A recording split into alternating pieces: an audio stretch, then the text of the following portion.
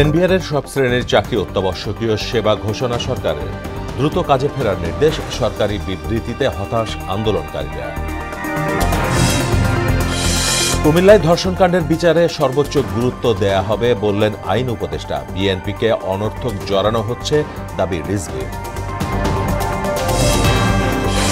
নতুন বাংলাদেশ দিবস পালনের সিদ্ধান্ত প্রত্যাহার। জুলাই অভ্যুত্থানের বর্ষপূর্তিতে এনসিপির মাসব্যাপী কর্মসূচি, রাজনৈতিক সংলাপে হতাশ কমিশন। এবং নিম্ন আদালতের বিচারকদের শৃঙ্খলা বিধি অনুমোদনের আদেশ আপিল বিভাগে স্থগিত। বাধা নেই ১১৬ অনুচ্ছেদ নিয়ে রিট শুনানিতে।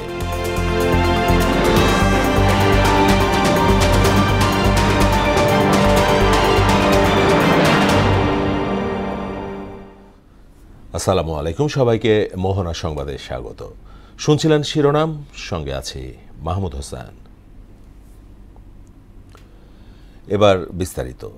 জাতীয় রাজস্ব বোর্ডের আওতাধীন সব দপ্তরের চাকরিকে অত্যাবশ্যকীয় সেবা ঘোষণা করে কর্মচারীদের কাজে ফেরার নির্দেশ দিয়েছে সরকার।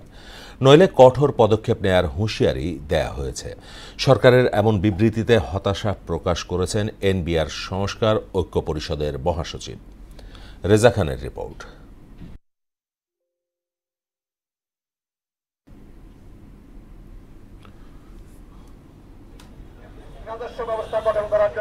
গেল 12 মে এনবিআরের নীতি প্রণয়ন এবং বাস্তবায়ন শাখাকে আলাদা করে সরকারের প্রজ্ঞাপন জারির মাধ্যমে শুরু হয় সংকট। দুদিন ধরে কমপ্লিট শাটডাউন ও মার্চ টু এনবিআর কর্মসূচিতে কার্যত স্থবির হয়ে পড়ে আমদানি রপ্তানি কার্যক্রম। রোববার সকালে এনবিআর কার্যালয়ের ভেতরে বাইরে যখন আন্দোলন তুঙ্গে, তখন খবর আসে বিকেলে অর্থ উপদেষ্টা বৈঠকে বসবেন আন্দোলনকারীদের সঙ্গে। আশা করছি বিকাল 4টায় সচিবালয়ে মাননীয় অর্থ উপদেষ্টা দপ্তরে আমরা বসবো এবং সেখানে যে আলোচনা হবে আমাদের দাবি দেওয়া উপস্থাপন করব। আজকে যে আলোচনা হবে সেটা হচ্ছে অর্ডিন্যান্স সংশোধনের বিষয়টা নিয়ে আলোচনা হবে, চেয়ারম্যান মহোদয়ের অপসারণের বিষয় নিয়ে আলোচনা হবে, আমাদের যে বদলি এবং পোস্টিংয়ের যে বিষয়টা আছে এটাকে বাতিল করার জন্য বলা হবে। বৈঠকের খবরে আন্দোলনের আংশিক কর্মসূচি সাময়িক স্থগিত করা হয়। কর্মসূচি চলমান রয়েছে, আমরা আলোচনায় যাচ্ছি, এটা একটা ভালো দিক। আলোচনায় নিশ্চয়ই আমরা সমাধানের জন্যই যাচ্ছি। একটাই অনুরোধ, যাতে আমরা দেশের মানুষকে কষ্ট না দেই, দেশ যাতে আমাদের দ্বারা ক্ষতিগ্রস্ত না হয়। তবে উপদেষ্টা পরিষদের বৈঠকের পর জানা যায় এনবিআরের আন্দোলনকারীদের সঙ্গে অর্থ উপদেষ্টার কোনো বৈঠক হচ্ছে না। এ নিয়ে সরকারের পক্ষ থেকে গণমাধ্যমে বিবৃতি দেয়া হয়। এতে এনবিআরের সকল শ্রেণীর চাকরিকে অত্যাবশ্যকীয় সেবা ঘোষণা দিয়ে দ্রুত কাজে না ফিরলে কঠোর পদক্ষেপ নেওয়ার হুঁশিয়ারি দেয়া হয়। সরকারি বিবৃতির বিষয়ে মোহনা টেলিভিশনকে নিজেদের অবস্থান জানান এনবিআর সংস্কার ঐক্য পরিষদের মহাসচিব। সরকার তো আমাদেরকে চাই না, সরকার তো ভাবতেছে, আর এই সরকার তো আসলে কোনো ম্যান্ডেট নিয়ে আসা সরকার না, তো এদের দেশ উচ্ছন্নে গেলে এদের কিছু যায় আসে না। আমরা সম্ভবত স্থগিত করবো না। আমাদের ওই যে একটা টিম এখনো আসে নাই, যারা গিয়েছিল সচিবালয় বরাবর, তারা এখনো ফিরে আসে নাই। আসলেই আমরা মোটামুটি একটা ডিসিশন নিয়ে আপনাকে জানাই দিব। সরকারের কঠোর অবস্থানের পর আন্দোলনের গতি কোন দিকে যাবে সেটি এখন দেখার বিষয়। রেজা খান, মোহনা সংবাদ, ঢাকা। এদিকে এনবিআর কর্মকর্তাদের আন্দোলনে দেশের বন্দরগুলোতে শুল্ক ও কর আদায়ে চরম স্থবিরতা দেখা দিয়েছে। পুরোপুরি অচল হয়ে পড়েছে চট্টগ্রাম কাস্টমস হাউস। এতে বাণিজ্য অপূরণীয় ক্ষতির আশঙ্কা করছেন ব্যবসায়ী নেতারা। আফসানা নূরের প্রতিবেদন, জানাচ্ছেন সিফাত রহমান জেসি।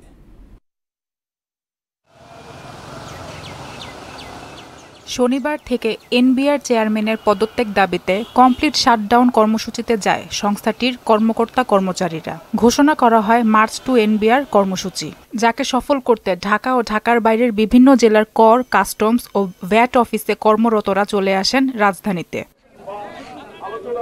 ফলে কার্যত অচল হয়ে পড়ে চট্টগ্রাম কাস্টমস হাউস। কয়েকজন কর্মকর্তা জেলায় অবস্থান করলেও কাজ বন্ধ রেখেছেন। এতে আমদানি পণ্যবাহী কন্টেইনার বন্দর থেকে ডেলিভারি দেয়া যাচ্ছে না, বন্দরে আসছে না রপ্তানি কন্টেইনারও। 3 ঘন্টা খোলা রাখছে, এই 3 ঘন্টা কোনো অফিসারের আপনার একটা ফাইল নিয়ে তার ডিসির পিনিক আছে না, মিটিংয়ে যদি থাকে আধা ঘন্টা বা 1 ঘন্টা, তাহলে আমাদের কাছে ফাইলে কাজ করবো কখন? দেশের বিদেশের সাথে ব্যবসা বাণিজ্যের দিক দিয়ে বিভিন্ন দিক দিয়ে সমস্যার সৃষ্টি হবে। এই যে বন্দরে যে যানজট আছে এটা পুরোটাই সাভার করতে হবে সবাই থেকে। জাহাজ এসে পড়ে আছে, মাল পড়ে আছে, আবার পোর্টে যদি 3-4 দিন থাকে, 4 দিন ফ্রি থাকে, এরপরে ড্যামেজ আসে। এমনকি দেশের বৃহৎ শুল্ক স্টেশনটিতে আমদানি রপ্তানি পণ্য চালানের শুল্কায়ন পুরোপুরি বন্ধ হয়ে গেছে। সরকার এবং এনবিআর এর কর্মচারীদের বা কর্মকর্তাদের সাথে যে বৈরিত আচরণ বা যেটা হচ্ছে, এটার জন্য আলটিমেটলি ব্যবসায়ীরাই ক্ষতিগ্রস্ত হচ্ছে, আমরা ক্ষতিগ্রস্ত হচ্ছে, আমাদের কাজ জমে যাচ্ছে, এই বন্দরের যে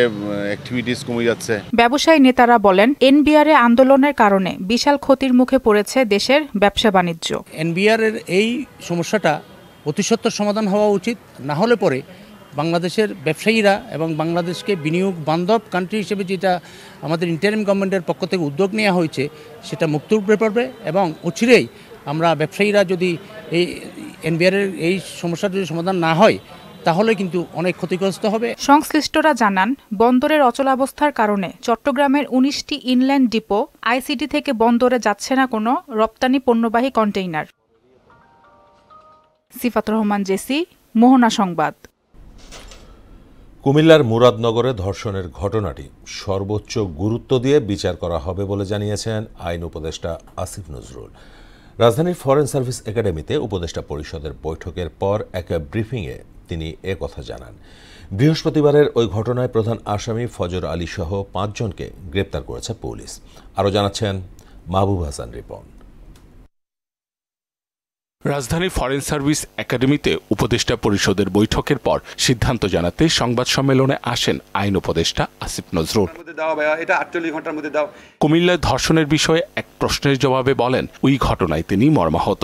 ঘটনাটির পরপরই স্বরাষ্ট্র মন্ত্রণালয় ব্যবস্থা নিয়েছে। বাংলাদেশের যে কোনো সাধারণ নাগরিকের মতো আমরা সবাই মর্মাহত, ক্ষুব্ধ এবং আমরা আমাদের স্বরাষ্ট্র মন্ত্রণালয়ের সাথে সাথে ব্যবস্থা নিয়েছে।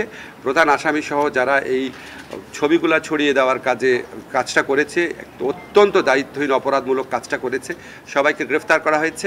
আসিফ নজরুল বলেন, ধর্ষণ সংক্রান্ত আইন সংশোধন করা হয়েছে, দ্রুততম সময়ে মাগুরার মামলাটি বিচার করা হয়েছে। একইভাবে মুরাদনগরের ঘটনাও গুরুত্ব দিয়ে বিচার করা হবে। দ্রুততম সময়ে আপনারা মাগুরার ক্ষেত্রে আপনার বিচারও দেখেছেন, এটাও আমরা সর্বোচ্চ গুরুত্ব দিয়ে এই ঘটনার বিচার করব, এটা আমরা বদ্ধপরিকর। বৃহস্পতিবার রাতে বাবার বাড়িতে ধর্ষণের শিকার হন ওই নারী। পরে নির্যাতনের ছবি ছড়িয়ে দেওয়া হয় সামাজিক যোগাযোগ মাধ্যমে। শুক্রবার তিনি মামলা করলে প্রধান আসামি ফজর আলীকে ঢাকা থেকে গ্রেপ্তার করে পুলিশ। এছাড়া ভিডিও ছড়িয়ে দেওয়ার অভিযোগে গ্রেপ্তার করা হয় সুমন, রমজান আলী, আরিফ ও অনিক নামে 4 জনকে। মাহবুব হাসান রিপন, মোহনা সংবাদ, ঢাকা। এদিকে স্বামীর পরামর্শে ধর্ষণ মামলাটি তুলে নেয়ার কথা জানিয়েছেন ভুক্তভোগী নারী। গণমাধ্যমকে দেয়া সাক্ষাৎকারে কথা জানান তিনি।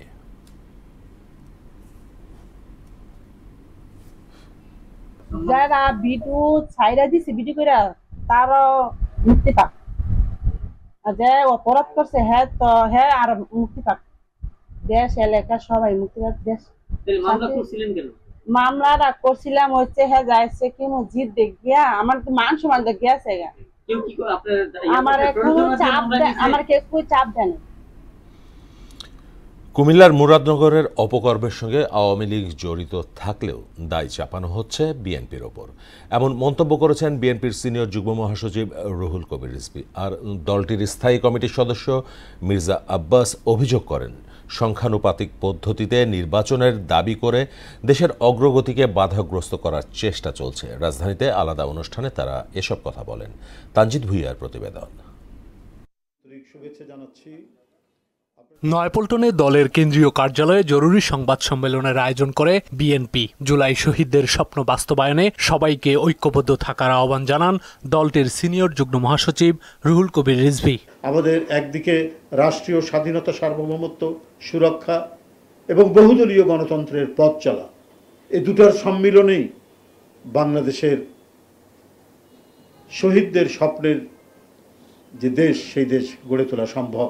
তিনি বলেন, গণতন্ত্রের পক্ষের রাজনৈতিক দলগুলোর মধ্যে বিভেদ সৃষ্টি ও তাদের হেয় করতে পতিত সরকার নানা অপচেষ্টা চালাচ্ছে। মিডিয়াকে কবজায় নিয়ে যেভাবে অপপ্রচার চালিয়েছে, সেই অপপ্রচার এখন তারা গোপনেও তাদের টাকা দিয়ে তাদের অস্ত্র দিয়ে তারা চালিয়ে যাচ্ছে, যার প্রমাণ হচ্ছে মুরাদনগরে যেটা দেখলাম যে সেটা করেছে আওয়ামী লীগের একজন নেতা। শেখ হাসিনা পালিয়ে গেছে, কিন্তু দোসররা যে ভিতরে আছে, প্রশাসনে আছে, বিভিন্ন সেক্টরে আছে। এদিকে রাজধানীর কাকরাইলে ইনস্টিটিউট অব ডিপ্লোমা ইঞ্জিনিয়ার্স মিলনায়তনে রমনা থানা বিএনপির সদস্য সংগ্রহ ও নবায়ন কার্যক্রমে প্রধান অতিথি হিসেবে যোগ দেন দলের স্থায়ী কমিটির সদস্য মির্জা আব্বাস। নতুন নতুন দাবি সামনে এনে নির্বাচন পেছানোর ষড়যন্ত্র করা হলেও তা সফল হবে না বলে মন্তব্য করেন তিনি। আনুপাতিক সিস্টেমে নির্বাচন না হয় তাহলে এই দেশে কোনো নির্বাচন হবে না। এক একজন একটা দাবি তুলে নির্বাচনকে পিছিয়ে এবং নির্বাচনের অবস্থা সর্বনাশ করে দিয়ে এই জাতির সর্বনাশ করতে যাচ্ছে। এদিকে গুলশানে বিএনপি চেয়ারপারসনের কার্যালয়ে দলের মহাসচিব মির্জা ফখরুল ইসলাম আলমগীরের সঙ্গে সৌজন্য সাক্ষাতে আসেন বাংলাদেশে নিযুক্ত Canadian high commissioner Ajit Singh. বৈঠক শেষে সাংবাদিকদের আমির খসরু বলেন, ধর্ষণের মতো ঘটনার সমাধান না করে রাজনীতিকরণ করে একটা গোষ্ঠী নির্বাচনী বৈতরণী পার হওয়ার উপায় খুঁজছে। সারা দেশ নির্বাচনে নেমে পড়ছে, নির্বাচন কমিশন প্রস্তুতি নিচ্ছে, তৈরি আছে। তো যে বিষয়টা হয় না, এটাকে শুধু শুধু প্রশ্নবিদ্ধ করে তো কোনো লাভ নাই, তাই না? সবাই প্রস্তুতি নিচ্ছে ফেব্রুয়ারির জন্য। তানজিদ ভুইয়া, মোহনা সংবাদ, ঢাকা। 8 আগস্ট নতুন বাংলাদেশ দিবসের সিদ্ধান্ত থেকে সরে এলো সরকার। তবে 16 জুলাই শহীদ দিবস ও 5 আগস্ট জুলাই গণ অভ্যুত্থান দিবস পালনের সিদ্ধান্ত বহাল থাকছে। সকালে প্রধান উপদেষ্টা প্রফেসর মোহাম্মদ ইউনূসের সভাপতিত্বে অনুষ্ঠিত উপদেষ্টা পরিষদ বৈঠকে এমন সিদ্ধান্ত নেওয়া হয়। সভা শেষে নিজের ভেরিফাইড ফেসবুক পেজে দেয়া পোস্টে এসব কথা জানান প্রেস সচিব শফিকুল আলম। নির্ধারিত সময়ে জুলাই সনদ তৈরিতে ব্যর্থ হয়েছে সরকার, এমন মন্তব্য করে 3রা আগস্ট জুলাই ঘোষণাপত্র ও ইস্তেহার পাঠের ঘোষণা দিয়েছে এনসিপি। সকালে জুলাই অভ্যুত্থানের বর্ষপূর্তি ঘিরে কর্মসূচি ঘোষণা নিয়ে আয়োজিত ব্রিফিংয়ে একথা বলেন দলটির আহ্বায়ক নাহিদ ইসলাম। জানান, জুলাই মাস জুড়ে 64 জেলায় হবে পদযাত্রা। 16 জুলাই বৈষম্য বিরোধী শহীদ ও 5 আগস্ট ছাত্র জনতার মুক্তি দিবস উদযাপন করা হবে। আরও জানাচ্ছেন এমআর আসাদ। জুলাই গণ অভ্যুত্থানের 1 বছর পূর্তিকে কেন্দ্র করে কর্মসূচি ঘোষণা করতে বাংলা মোটরের প্রধান কার্যালয়ে সংবাদ সম্মেলন করে জাতীয় নাগরিক পার্টি। দলের আহ্বায়ক নাহিদ ইসলাম জানান, জুলাই মাস জুড়ে 64 জেলায় পদযাত্রা করবে এনসিপি। 16 জুলাই পালন করা হবে বৈষম্য বিরোধী শহীদ দিবস। আমরা 64 জেলায় যাব, আমরা শহীদ পরিবারদের কাছে যাব, শহীদের কবর জিয়ারত করব, আহত যোদ্ধাদের সাথে কথা বলবো। 16 জুলাই যেদিন শহীদ আবু সাঈদ শহীদ হন, এই জুলাই গণঅভ্যুত্থানের প্রথম শহীদ, সেই দিনকে আমরা বৈষম্য বিরোধী শহীদ দিবস হিসেবে পালন করব এবং সারা দেশে শহীদদের জন্য দোয়া মাহফিল এবং স্মরণ সভা অনুষ্ঠিত হবে। জুলাই হত্যাকাণ্ডের বিচারের রোডম্যাপ ও নির্বাচনের পরও বিচার প্রক্রিয়া চালু রাখার নিশ্চয়তা দাবি করেন তিনি। এবং বিচারের যে রোডম্যাপ, অবশ্যই নির্বাচনের আগে এই বিচার কতদিনে শেষ হবে, কোন প্রক্রিয়া শেষ হবে এবং পরবর্তীতে যারাই সরকারে থাকবে এই বিচার শেষ করতে তারা দায়বদ্ধ থাকবে, এরকম কমিটমেন্ট লাগবে। জুলাই সনদেও যে বিচারের রোডম্যাপের বিষয়টি, সেটিও আসলে থাকতে হবে, এই দাবি কিন্তু আমরা বলে আসছি। সরকার জুলাই সনদ তৈরিতে ব্যর্থ হয়েছে উল্লেখ করে নাহিদ ইসলাম বলেন, 3রা আগস্ট জুলাই ঘোষণাপত্র ও ইস্তেহার পাঠ করা হবে। ব্যর্থতার দায় সরকারকে নিতে হবে বা সরকারকে স্পষ্ট করতে হবে সরকার কোথা থেকে বাধা পাচ্ছে, তাদের কারণে হচ্ছে না। সরকার যেহেতু এটা স্পষ্ট করেনি, তাই আমরা মনে করি আমরা সরকারের উপর এটার জন্য নির্ভরশীল না থেকে আমাদের দায়িত্ব আমাদের জায়গা থেকে পালন করা উচিত। এমআর আসাদ, মোহনা সংবাদ, ঢাকা। রাজনৈতিক দলগুলোর সাথে ঐকমত্য কমিশনের আলোচনায় এখনও আশাব্যঞ্জক অগ্রগতি হয়নি। যে অঙ্গীকারে জুলাই আন্দোলন হয়েছে তা নিশ্চিতে দলমত নির্বিশেষে সবাইকে দেশের স্বার্থ বিবেচনার আহ্বান জানিয়েছেন কমিশনের সহ সভাপতি অধ্যাপক আলী রিয়াজ। আবু সাইদের মৃত্যুবার্ষিকীতে জুলাই সনদ প্রকাশ করায় ইচ্ছে থাকলেও তা করতে পারবেন কিনা এ নিয়ে সংশয় জানান আলী রিয়াজ। ফরেন সার্ভিস একাডেমিতে রাজনৈতিক দলগুলোর সাথে দ্বিতীয় পর্যায়ের 7ম আলোচনার শুরুতে তিনি একথা বলেন। সকলের লক্ষ্য ছিল যে ফ্যাসিবাদী শাসন থেকে আমরা মুক্ত হব। আমাদের লক্ষ্য ছিল যে ব্যবস্থা ফ্যাসিবাদী শাসনকে তৈরি করেছে তার কাঠামোগত পরিবর্তনগুলো আমাদের করতে হবে। এই সংকল্পের থেকে সমস্ত কিছু, সমস্ত রকম মত পার্থক্যকে পাশে রেখে আমরা সকলে সমবেত হয়েছি। নিম্ন আদালতের বিচারকদের শৃঙ্খলা বিধি অনুমোদনের আদেশ স্থগিত করেছেন আপিল বিভাগ। সকালে প্রধান বিচারপতি সৈয়দ রেফাত আহমেদের নেতৃত্বাধীন 6 সদস্যের আপিল বেঞ্চ এ আদেশ দেন। রায়ের ফলে 116 অনুচ্ছেদ নিয়ে হাইকোর্টের রিট শুনানিতে আর কোনো বাধা নেই বলে জানান আইনজীবী। আরও জানাচ্ছেন কাজী পাপ্পু। বাংলাদেশের বিচার বিভাগের ইতিহাসের সবচেয়ে চর্চিত মামলার নাম মাজদার হোসেন মামলা। আপিল বিভাগ মাজদার হোসেন মামলায় 12 দফার নির্দেশনা দিলেও পরবর্তী কোনো সরকার তা বাস্তবায়ন করেনি। শুধু 111-এর পর বিচারক নিয়োগের জন্য জুডিশিয়াল সার্ভিস কমিশন গঠন করা হয়। 1999 সালে দেওয়া মামলার রায়ে বলা হয়, বিচারকরা প্রজাতন্ত্রের কর্মচারী হলেও তারা সিভিল এবং অ্যাডমিনিস্ট্রেশন সার্ভিস থেকে পৃথক, কাজেই শৃঙ্খলা বিধি সরকারি কর্মচারীদের থেকে ভিন্ন হবে। এই এক মামলার অধ্যস্থন আদালতের বিচারকদের শৃঙ্খলা বিধিমালাকে কেন্দ্র করে শেখ হাসিনার সাথে সম্পর্কের অবনতি হয়ে দেশ ছাড়তে বাধ্য হন সাবেক প্রধান বিচারপতি এস.কে. সিনহা। পরে সাবেক ভারপ্রাপ্ত প্রধান বিচারপতি আব্দুল ওয়াহাব মিয়াকে দিয়ে নিম্ন আদালতের বিচারকদের শৃঙ্খলা বিধির অনুমোদন নেয় তৎকালীন সরকার। আপিল বিভাগ অধ্যস্থন আদালতের বিচারকদের শৃঙ্খলা বিধি অনুমোদন করার কারণে হাইকোর্ট বিভাগে 116 অনুচ্ছেদের রিট মামলার শুনানিতে জটিলতা হতে পারে উল্লেখ করে গেল মাসে রিভিউ আবেদন করা হয় রোববার, যার রায় দিলেন আপিল বিভাগ। হাইকোর্ট বিভাগে যে রিট পিটিশনটি শুনানি হচ্ছে সংবিধানের 116 অনুচ্ছেদ নিয়ে, এই শুনানি যথাযথভাবে চলবে। এই 3টি আদেশের মাধ্যমে আজকের এই রিভিউ পিটিশনটি নিষ্পত্তি করা হয়েছে এবং লিভ গ্রান্ট করা হয়েছে। এই রায়ের ফলে কি হবে তা ব্যাখ্যা করেন আইনজীবী। এই আদেশের ফলে প্রথম যেটি হলো, জনাব বিচারপতি ওয়াহাব মিয়ার নেতৃত্বে যে আদেশটি দিয়েছিলেন শৃঙ্খলা বিধিকে গ্রহণ করে, এই আদেশটি স্থগিত হয়ে গেল। ওই আদেশের আর কোনো কার্যকারিতা থাকলো না। দ্বিতীয়ত হলো, শৃঙ্খলা বিধি বর্তমানে যা আছে তা অন্তর্বর্তীকালীন সময়ের জন্য কার্যকর থাকবে।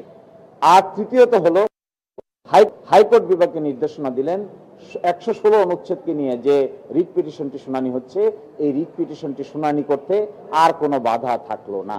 মামলাটিকে ঘিরে শেখ হাসিনার সাথে সম্পর্কের অবনতির বিষয়টি নিজের ব্রোকেন ড্রিম বইয়ে উল্লেখ করেন এস.কে. সিনহা। সেটি আপিল বিভাগে তুলে ধরা হয়। যদি বিচার বিভাগের স্বাধীনতা নিশ্চিত। কাজী পাপ্পু, মোহনা সংবাদ, ঢাকা।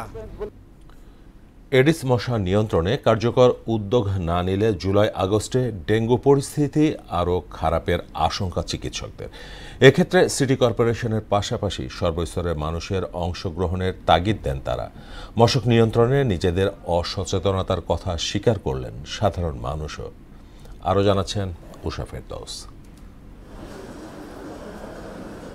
বর্ষার শুরুতেই দেশ জুড়ে আতঙ্ক ছড়াচ্ছে ডেঙ্গু। মে মাসে আক্রান্তের সংখ্যা ছিল 1773 জন, আর জুনের 27 দিনেই আক্রান্ত ছাড়িয়েছে 4000। চলতি বছরে হাসপাতালে ভর্তি হয়েছেন 9000-এর বেশি ডেঙ্গু রোগী।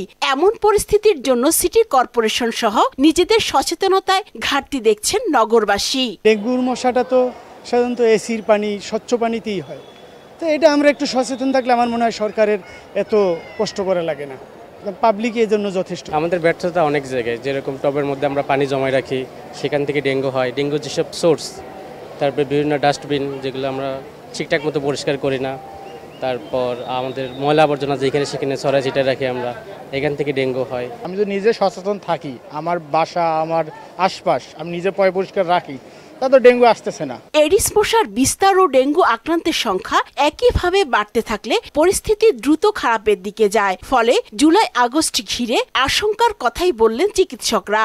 ডেঙ্গুতে একটা এডিস মসকিটো দেওয়া হয়। ডেঙ্গু যদি আমরা কন্ট্রোল করতে চাই, বিভিন্ন লেভেলে কন্ট্রোল মেজার নেওয়া যায়। সবারই রেসপন্সিবল হওয়া উচিত। আমি সিটি কর্পোরেশনকে দোষ দিয়ে তো লাভ নেই। আমার ঘরের মধ্যে যদি মশা থাকে, সিটি কর্পোরেশন লোকজন এসে কি আমার ঘরের মশা কি করবে? আমার রেসপন্সিবিলিটিটা আসলে বাড়ানো উচিত। ঢাকা তো বটেই, দেশের সব জেলাতেই ছড়িয়ে পড়ছে এডিস। সুতরাং মশক নিয়ন্ত্রণের সম্মিলিত উদ্যোগের বিকল্প নেই। বরগুনাতে পাওয়া যাচ্ছে, সিরাজগঞ্জ পাওয়া যাচ্ছে, বগুড়াতে পাওয়া যাচ্ছে। এটা একটা অ্যালার্মিং। যেমন আমাদের সিটি কর্পোরেশন অনেক মিজার নিচ্ছে, কিন্তু সেই তুলনায় কিন্তু পেরিফেরিতে যে সমস্ত জায়গায় নতুন করে আসতেছে, সেখানে কিন্তু কন্ট্রোল মেজারগুলো নেওয়া হচ্ছে না। চিকিৎসকরা জানান, মশা একবার ভাইরাসে আক্রান্ত হলে তার ডিম থেকেও রোগবাহী মশার জন্ম হয়, যা পরিস্থিতিকে আরো জটিল করে তোলে। উষা ফেরদৌস, মোহনা সংবাদ, ঢাকা। এবার আন্তর্জাতিক। ইসরায়েলি তাণ্ডবে গাজায় নতুন করে প্রাণ গেছে ৮১ ফিলিস্তিনির। ইউনিসেফের তথ্য মতে আগের তুলনায় অপুষ্টিতে ভোগা শিশুর সংখ্যা ১৫০% বৃদ্ধি পেয়েছে। এদিকে গাজায় যুদ্ধবিরতি নিয়ে মার্কিন প্রেসিডেন্ট ডোনাল্ড ট্রাম্পের বক্তব্যকে রাজনৈতিক কল্পনা বলে মন্তব্য করেছেন ইসরায়েলের শীর্ষ কর্মকর্তারা। ওদিকে জিম্মি মুক্তি ও গাজায় যুদ্ধাবসানের দাবিতে তেল আবিবে বিক্ষোভ করেছেন সাধারণ মানুষ। কাজী শাহরিনের ডেস্ক রিপোর্ট। ইরান ইসরায়েল সংঘাত এক তুড়িতে শেষ হলেও বন্ধ হয়নি গাজায় ইসরায়েলের তাণ্ডব। একের পর এক বিমান হামলায় বেড়ে চলেছে মৃত্যুর মিছিল। সবশেষ ২৪ ঘণ্টায় প্রাণ হারিয়েছে আরও ৮১ ফিলিস্তিনি, আহত হয়েছে ৪ শতাধিক।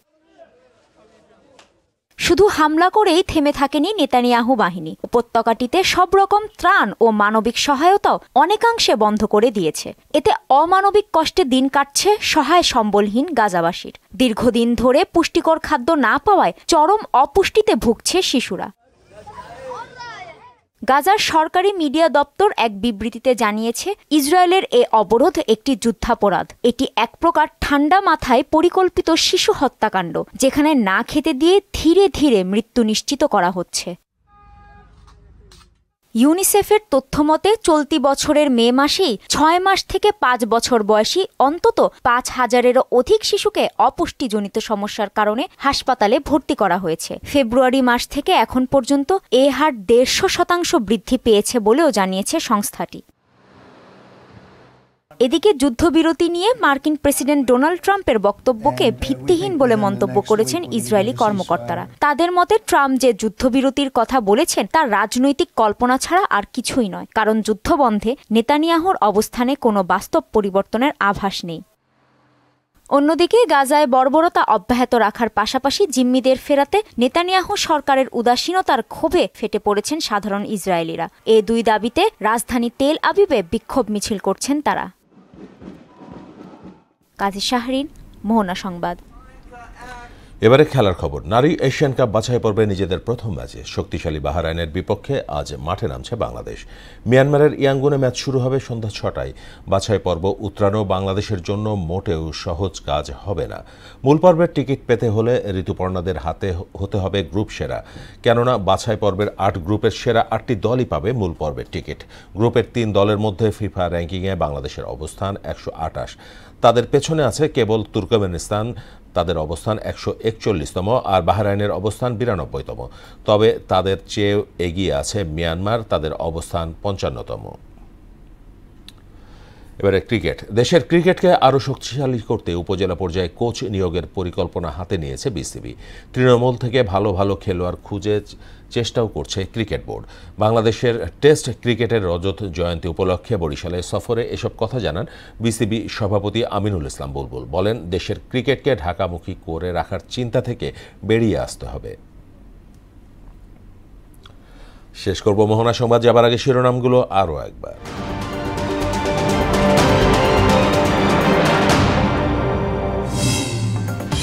এনবিআরের সব শ্রেণীর চাকরি অত্যাবশ্যকীয় সেবা ঘোষণা সরকারের, দ্রুত কাজে ফেরার নির্দেশ। সরকারি বিবৃতিতে হতাশ আন্দোলনকারীরা। কুমিল্লায় ধর্ষণকাণ্ডের বিচারে সর্বোচ্চ গুরুত্ব দেওয়া হবে বললেন আইন উপদেষ্টা। বিএনপিকে অনর্থক জড়ানো হচ্ছে দাবি রিজভী। নতুন বাংলাদেশ দিবস পালনের সিদ্ধান্ত প্রত্যাহার। জুলাই অভ্যুত্থানের বর্ষপূর্তিতে এনসিপির মাসব্যাপী কর্মসূচি। রাজনৈতিক সংলাপে হতাশ কমিশন। এবং নিম্ন আদালতের বিচারকদের শৃঙ্খলাবিধি অনুমোদনের আদেশ আপিল বিভাগে স্থগিত। বাধা নেই ১১৬ অনুচ্ছেদ নিয়ে রিট শুনানিতে।